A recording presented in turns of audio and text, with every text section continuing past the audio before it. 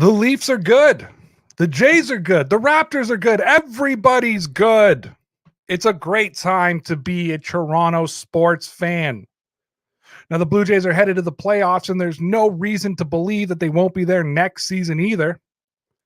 Vladdy Jr., Bichette, and Jordan Romano are the core that's going to keep Toronto good for a long, long time.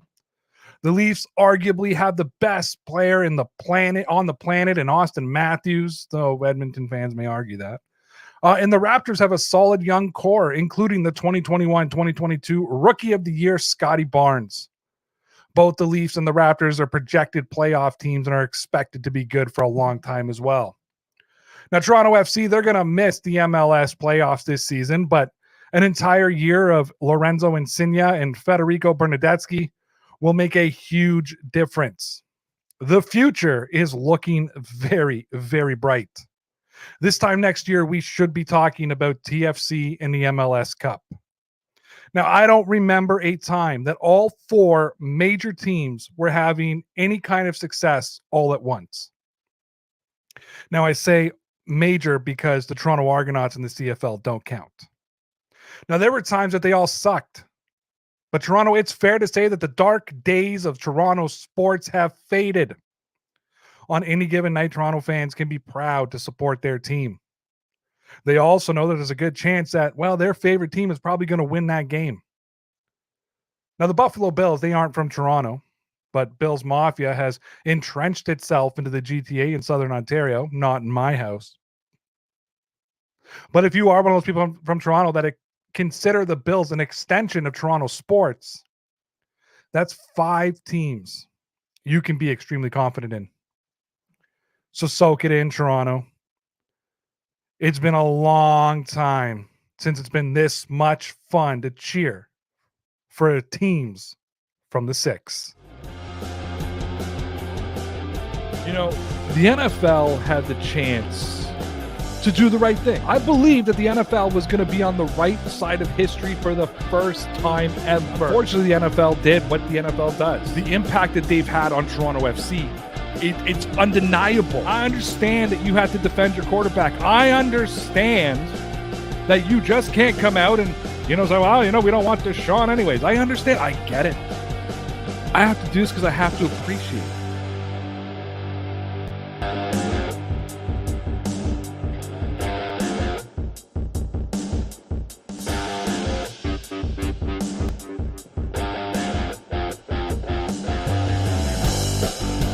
Yes, and we're back. Welcome to Ray's Sports Rant. I'm Ray Road, and I'm sitting in that sports director's chair for the Dean Blundell Network at deanblundell.com. Thanks, everybody who's tuning in, and make sure that you hit that like button, subscribe to the channel, and never miss an episode of Ray's Sports Rant. You can also find tons and tons of great sports content over at deanblundell.com. Make sure that you give me a follow over at DPN_Ray, and make sure that you give us a follow on the Dean Blundell Network over at DBlundellNet. Ladies and gentlemen, my guest today will be a Dean Blundell contributor, both a podcaster and a blogger, Griff Borginon. You can follow him on Twitter at Mr. GriffinB. Follow him on TikTok at Griff Sports Talk. And of course, he is the host of the YWC Football Talk podcast. We're going to be talking a little bit of Toronto Maple Leafs and a little bit of hockey tonight. So let's get this show started because it's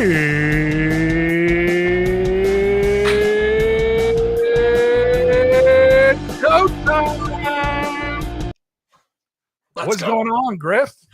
It's Monday. That intro got me fired up. NFL's back. Hockey's right around the corner. Training camps actually open this week. Rookie camps, rookie tournaments. If you're a sports fan, this is one of the best times of the year. So I started off this episode talking about how great of a time it is right now to be a Toronto sports fan. Now, I'm going to put a full disclosure for everybody. I'm not what you consider a big Toronto sports fan. Like, I'm not really a Blue Jay fan. I'm definitely not a Toronto Maple Leafs fan. I'm a Raptors fan. I'm a TFC's fan. But I'm definitely not a Buffalo Bills fan, but I'm very neutral in those stands. However, I cover it for the Dean Blundell Network, so I'm very entrenched in what's going on with all those teams, and it's an exciting time. Now, I got into that that piece at the beginning because I read this. So I want to read it to you and then I want to get your opinion, right? But this came from Fansided. It was called "The Toronto Maple Leafs and the Blue Jays are great at the same time." And here's just a really quick excerpt. It says, "There has never been a time to be a better time to be a fan of the Toronto Maple Leafs. The Leafs currently possess the two best players in the history of their franchise in their absolute primes. They are entering this season with the best roster in the NHL and as Stanley Cup favorites. Like the Leafs, the Blue Jays also have two of the best players in their history of their franchise in Vladdy and Bichette. Although thanks to Paul Molitor, Ricky Henderson, Roy Halladay, and Roger Clemens, Jose Bautista, and Roberto Alomar, the Jay Stars can't claim to be the best the franchise ever had. It's a fun time to be a Toronto sports fan because even the Raptors are pretty good. Ultimately, winning in hockey and baseball comes down to much more than just assembling the best roster. You also have to get a little lucky. You must avoid injuries, luck-based slumps, and get lucky with the teams that you have to face in the playoffs." But I want to turn to you because I do know that you are a big Toronto sports fan. Is this the best time in your sports fandom that you have looked at all the major teams, TFC, the Raptors, the Blue Jays, the Leafs? Is this the best time to be a Toronto sports fan? In my lifetime, 100%. I think some people that are older could argue the early 90s when obviously the Leafs had Doug Gilmour, et cetera, and the Blue Jays went back-to-back, 92, 93. But right now, you've never seen this before where Toronto FC is hype. Toronto Raptors have been a consistent winner for almost 10 years now. That's something that's really hard to do, especially in the association. Leafs are the Leafs. I know they have their playoff struggles. I know their playoff fuck-ups. But you know what? They're always in that conversation. And for the Blue Jays to be good, it's good for the city. Why? Because unlike the Leafs, the other three teams, which I've noticed you only like teams in red, all three of the four teams need to win to get fans in the building. When the Raptors sucked like 10, 15 years ago, barely fill 15,000 people inside Scotiabank Arena. Jays, if right now they were like where the LA Angels were, there'd be probably under 20,000 at Rogers Center. And TFC, I was there for the dark days. I was there for the biggest glory days. You have no idea how much it's meant to me. I was there December 9th, 2017, when they beat Seattle for MLS Cup. That's one of the greatest sports memories of my life, that and the 2016 Eastern Conference Finals. But to answer your question, if you are in Toronto and you love sports as much as I do, what a time to be alive. Now, I know that some of the older folks are going to argue about 92, 93. You had the Leafs, you had Gretzky's high stick on Gilmour, brought them close to, going to the Stanley Cup finals, where ultimately they would have played the Montreal Canadiens and probably would have lost because the Canadiens just seemed destined to win the Cup that season. And I understand the Blue Jays winning it in 92, winning it in 93. First time a World Series has been won in Canada, back-to-back. Joe Carter, touch them all. I've heard them all, but I got into a big debate with some of these, what I'm calling now boomers, and that goes out to you too, Mr. Dean Blundell, we were discussing what are the best moments in Blue Jays history. And I was saying there are 30-year-old people who weren't born when Joe Carter hit that massive home run to win the World Series. So I'm like, I understand that for you, that was the biggest moment. But if it's all because, and the argument was that literally won a championship, well, that means the greatest Maple Leafs moment had to have come from 1967 and before. And I don't want to hear anybody who's 50 years old now talking about anything past 1967, right? Because the greatest moments isn't what they accomplished, but what it means to you. My greatest moment ever was a nothing game. It was April 9th, 2008. 2008, 2009. I always get the day, the year wrong. Detroit Tigers, Toronto Blue Jays, April 9th, Griff, on a year that the Toronto Blue Jays didn't go to the playoffs. This game meant nothing. But one of my top 5 favorite athletes of all time is Roy Halladay. And I watched Roy Halladay walk out to the mound and pitch 10 innings of one-run baseball. And the Blue Jays win 2-1 on an Alex Rios home run in extra innings. But the greatest moment of my sporting life was when Roy Halladay took the mound for the 10th inning. I went absolutely ballistic that Halladay was pitching 10 innings in that game. So it's all subjective. So you know what, dude? There were no TFC. There was no Raptors in 93. You weren't around for the 92-93 championship. So fuck those boomers that are going to tell you that was the best time to be a Toronto sports fan, because you're talking about the 4 major sports and even the pretend sport Toronto Argos who have a chance to go to the playoffs this year. This is a fucking fantastic time to be a Toronto sports fan. The only thing else I'll say about the Argos, though, is that the Eastern Conference does suck. So that is a very, very slim shot because for some reason they in the CFL West can play West in the final. So we'll see what happens there. Yeah, well, the CFL sucks. So let's get I into know. our next subject here. Okay, so I saw this one today. It came from Leafs Nation. It said the impact of Murray and Samsonov tandem on the Leafs. I know we discussed the goalkeepers last week, but as I was doing my research for today's show, the goaltender issue continues to keep coming up. So as long as it's still an issue, we're still going to talk about it. Maybe some people missed last week's episode when we had Griff on. So we'll keep talking about it until people tell us to stop, Griff. So it doesn't matter what we want to do.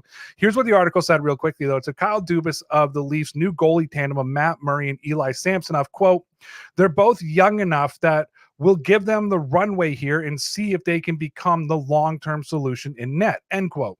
Now, there will be many questions that the 2022-2023 Leafs will need to answer, but few are more important to this. Will the new tandem be enough to unearth postseason success, or will the same fate rear its ugly head?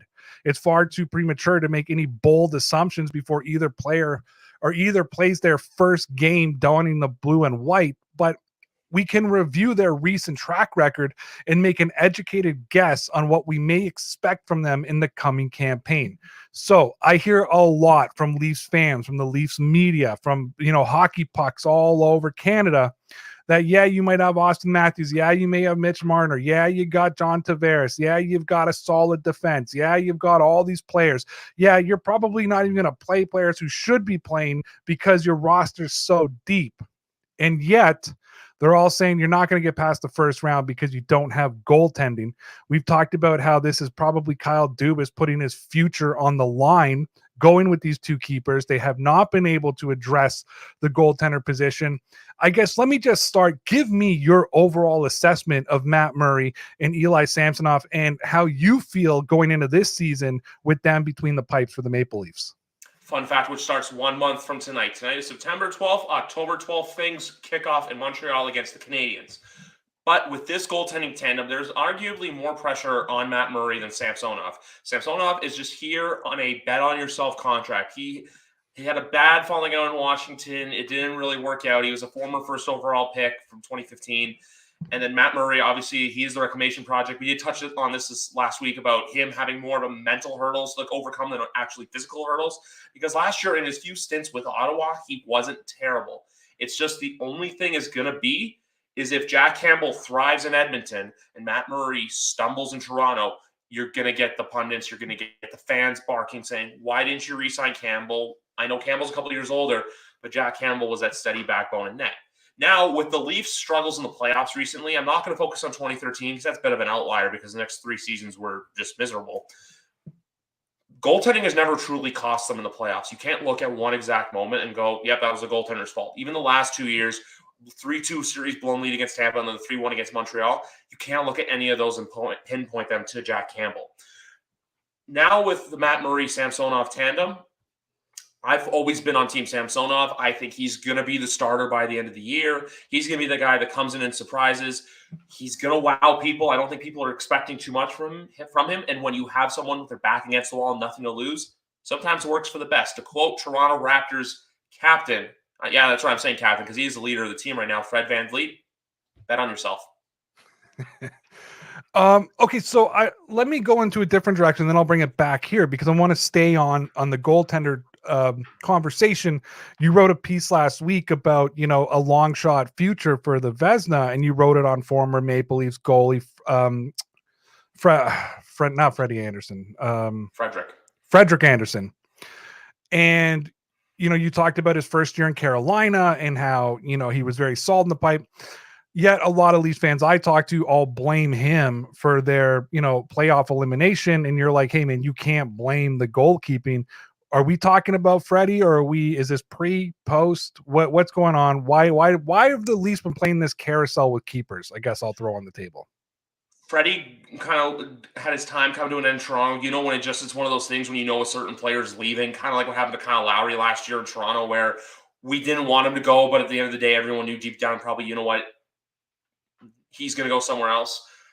I never blamed Freddie for anything in the playoffs when it came to the 2018, 2019 season. I don't say 17 because, look, they went toe-to-toe with the Capitals, who were one of the elite teams in the league at the time.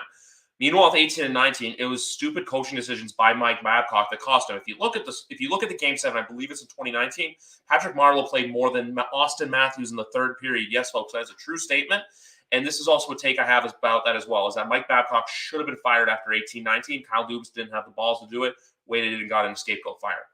Now, with Frederik Andersen in my article, why I like him, it's the same reason why I loved Igor Shesterkin to win the Vezina last year, because he's a guy that has the potential. He has the team around him. Carolina is one of the elite teams in the NHL. I'm going to write a piece about this soon, but if you haven't already yet, they're a great team to place a futures bet on for the Stanley Cup this year. Why?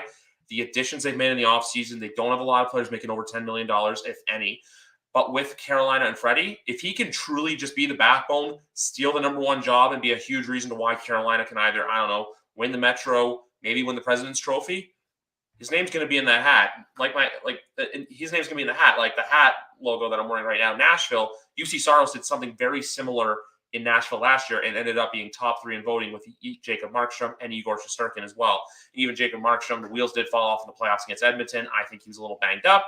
But with Freddie Andersen, look, he's got nothing to lose. Carolina has a great defense in front of him, and sometimes, that can clear mistakes. So if Freddie can go out there, on those nights when the defense and the forwards aren't exactly producing and just shut the door, the hockey writers are going to notice. So let's go back to a comment you made. You said if Jack Campbell thrives in Edmonton, right? Edmonton or Calgary? Yeah. Edmonton. If he thrives in Edmonton, of course, he's going there with Connor McDavid. Again, I alluded to it at the beginning of the show. What people would probably argue, at least in Edmonton, that he's the greatest player in the NHL. They have a solid team in front of them. They had a good playoff run last year, got through, made work of Calgary, I think, in 6 games. If he has a good year with Edmonton, 5 games, I apologize. If he has a good year in Edmonton, if they move forward and they're successful and the goaltending just doesn't work in Toronto, can Dubas survive that? That's probably going to be the big nail in the coffin, because if Jack Campbell can go out there and basically have the same season he had last year, rib injury aside, and Matt Murray shits the bed, you're looking at it like, okay, Edmonton literally paid Jack Campbell $300,000 more. Matt Murray's making about 4.7. Jack Campbell's only making $5 million a year. Now, I think it was more term than anything else, and for some reason, Dubas just didn't want to give Jack the big money contract. But going back to your original point, if Jack Campbell starts to thrive, even if it's because of Connor and Leon, because those two can steal the game at any time. It's like Mike Trout and Shohei Ohtani and the Angels. It'll make Jack Campbell look good. Now, meanwhile, if Matt Murray goes out there night 1 and loses to a Montreal team who claims to be on the other side of a rebuild, but I don't believe they are yet. They still have a few years to go. It's going to look really bad. It's going to look at, why didn't you go with what you know? And because Dubas also has this horrible habit, too, of signing guys who played in the Sioux. Matt Murray played in the Sioux. Matt Murray had his 2 seasons of success. But sometimes, goaltenders take a while to blossom in the NHL. Jordan Binnington's a perfect example. Jack Campbell's another perfect example. Matt Murray may have been one of those guys that hit his peak a little bit too early. We see it a lot in the NFL where there's guys who have a couple of hot seasons and then you snap your fingers and they're gone, like a Le'Veon Bell, for example. But this is something that, look, everyone's going to go right away. Jack Campbell gets off to a 5-0 start. Matt Murray has a 2-3 start and say with a goals against average of like 2.7. Everyone's going to be pointing the finger to Dubas. This is like one of those seasons where now I truly believe it's a now or never season for this team. That's what I believe, especially, too, because next year, and I see your upcoming comment, it's all about the Matthews extension next offseason. Yeah, so this comes from the hockey writers, and they said the Maple Leafs need to split up Matthews and Marner. And this, I'll give you an excerpt of what they wrote. It said, I know what I would do this offseason before training camp starts if I were the Maple Leafs management.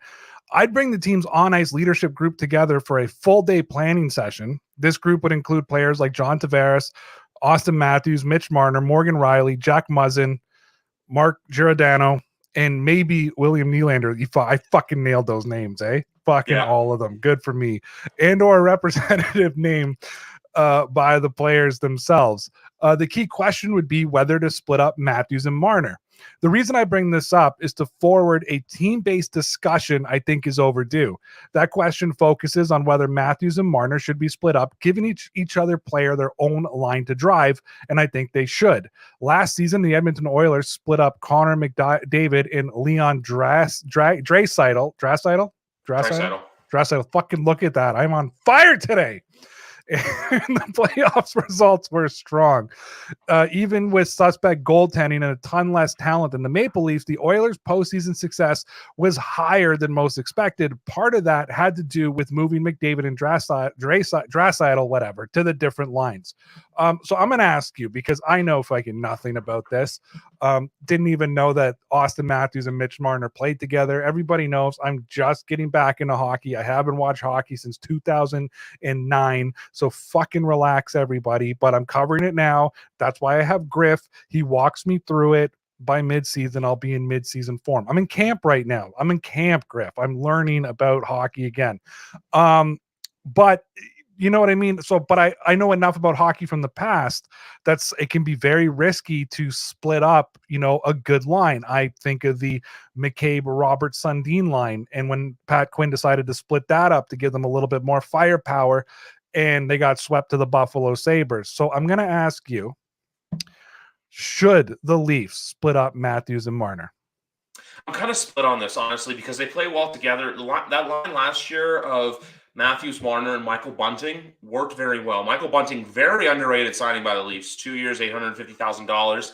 He's one of the Dubas Flyer guys that Dubas took a chance on, and Michael Bunting was a guy who produced. So if you're going to split them up, I would keep Matthews and Bunting together and put Marner back with Tavares, because I want you to go back and look at this, Ray, in the 18-19 season. Marner played with Zach Hyman and John Tavares, and it was a very similar dynamic where Zach Hyman would do all the dirty work, get all the pucks in the corner, and get the puck out to those guys and basically have them shoot and score. But with last year, though, and this is a very underrated thing, Mitch Marner, from basically the New Year's Day onward, had a hell of a stretch. He finally showed that, he is that guy. He is that elite player. I know he's taken a lot of flack for a playoff performance.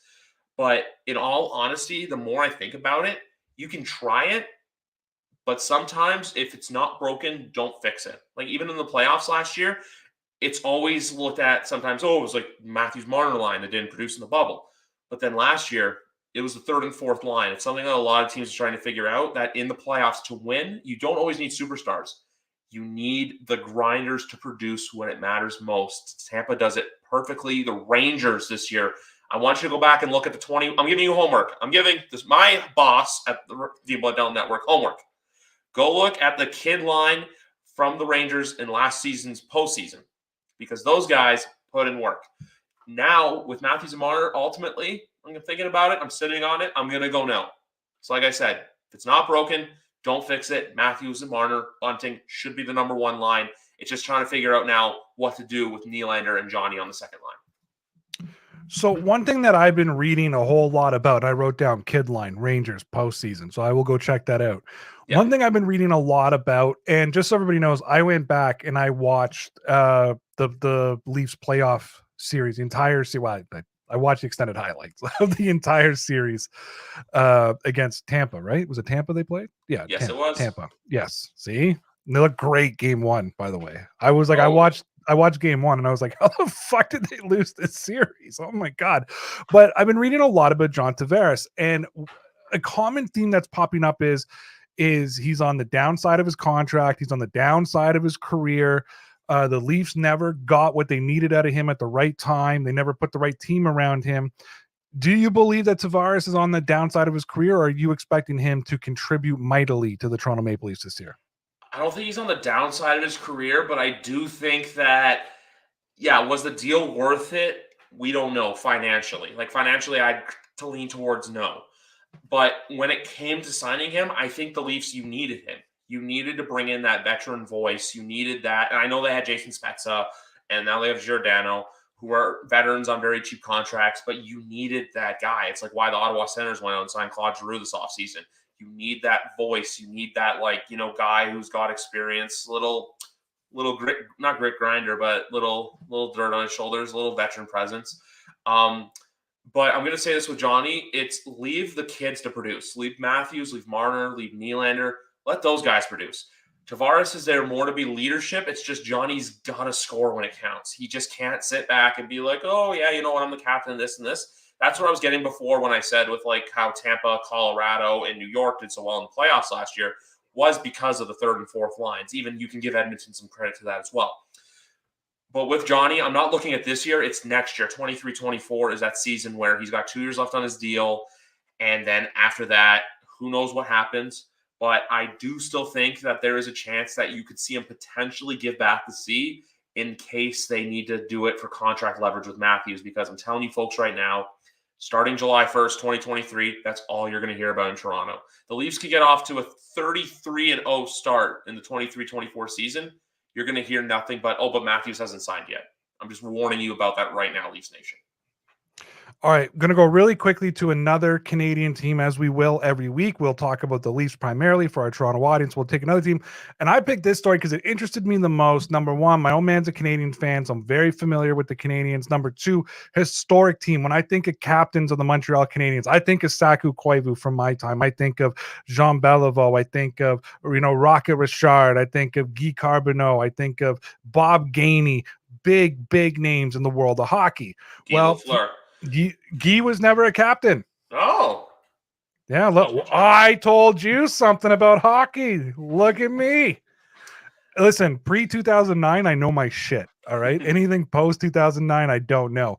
Fanside put this out today, said the Canadians named Nick Suzuki their 31st captain in team history, which is, pretty crazy when you think about it. The Canadians have been around for over 100 years, and this is only their 31st captain in history. Here's a little excerpt. So the Montreal Canadiens have named Nick Suzuki captain heading into the 2022-2023 season. Suzuki, 23 years old, is the 31st captain in Canadians history and the youngest they've ever had appointed. He takes the honor from Shea Weber, who wore the C in Montreal for 4 years but missed all of last season due to injuries. Weber was dealt to the Vegas Golden Knights this offseason. Montreal acquired Suzuki from the Vegas Golden Knights in 2018 in a trade that sent Max Pacioretty, Montreal's captain, for 3 years the other way. Suzuki made the all-rookie team during his debut season with the Canadiens in 2018-19. He established himself as Montreal's top center with 149 points in 203 games. Suzuki signed an 8-year, $63 million extension that's set to kick in this coming season. And I kind of remember that because somebody played a little joke on them. I think it was Carolina who put in an offer sheet just to screw with Montreal because Montreal did the same thing to them for somebody else. How surprised were you, though, that Montreal, known for not necessarily giving their best player the captainship, but usually their most seasoned, their most leadership, given this 23-year-old kid the captain because he could be he could beat Saku Koivu now, who has the record for being the longest serving captain of Montreal ever. He could do that at only 23 years old. What are your thoughts on Suzuki getting that historic honor of being the captain of the Montreal Canadiens? I don't like the decision just because I think they should have gone with someone like a Brendan Gallagher, for example, someone who's been there, someone who's established himself, even though he is a pest on the ice. He's been there for a while. He's been a leader in the room, or even a Josh Anderson. But I feel like with this, it's kind of Montreal showing that, hey, we're moving into a new regime. We know there's going to be pain ahead. It's like how I said last week with Montreal saying, look, this year, take the year off, because when you look at the Atlantic is honestly one of the most stacked divisions in hockey. But basically what it means as well is that they're committed to Nick Suzuki long-term. Obviously, they gave him the contract, but now they're kind of rewarding him. Hey, you signed the contract. You're committed to here long-term. It may be rough for a couple more seasons, but when it gets better, you're going to be the face of the franchise. Now I think they're going to start – you're going to see them move a lot of the older guys out. I think that's effectively what happened with Carey Price as well. Who announced his retirement unofficially. I think there was a cryptic Instagram message last week. That's neither here nor there. All in all, though, like I said, I'm happy for Nick Suzuki. Do I agree with the decision? No. Do I care about what the Montreal Canadiens do? Absolutely not, because I'm a Leafs fan, and at the same time, too, have suck. But at the end of the day, I'm a sports journalist. I'm a hockey writer, and I have to look at it for what it is. And I'm happy for the kid, and I hope for the best for him. But for the team as a whole, don't hope for the best at all. I'm going to wear my Saku Koivu jersey next week. All right, Griff, I got to get out of here. Let the people know where they can find you and everything that you're doing. Griff Sports Talk on TikTok, everybody. Football TikToks are back. Hockey TikToks are coming in hot. Mr. Griffin B on Twitter, Mr. Griff B on Instagram. Don't ask, long story, Griffin. I go by both names.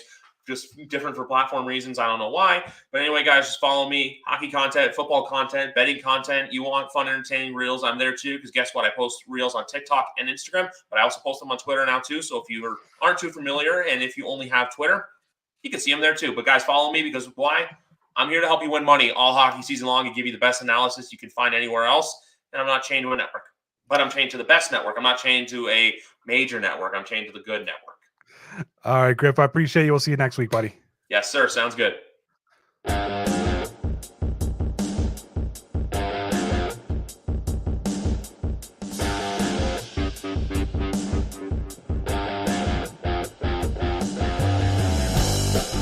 All right, and that's all she wrote for today's show. Make sure that you go check it out on YouTube every day and on Twitter at the Dean Blundell Network. Twitter account at Dean Blundell Net.